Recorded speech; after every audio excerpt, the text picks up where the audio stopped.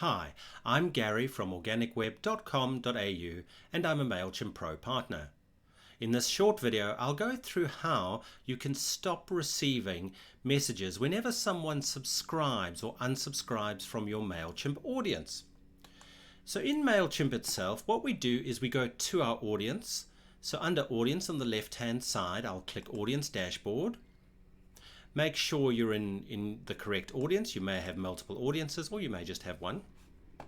We then click the down arrow under Manage Audience and we'll see Settings. So I'm just going to click on Settings. I then click on Audience Name and Defaults.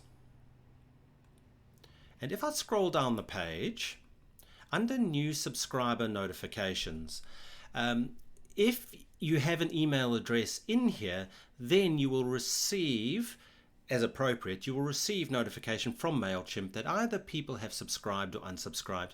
Now, if you just remove any email addresses from these three fields under One by One and Summary and click the Save Audience and Campaign Defaults button, you'll no longer receive those notifications from Mailchimp.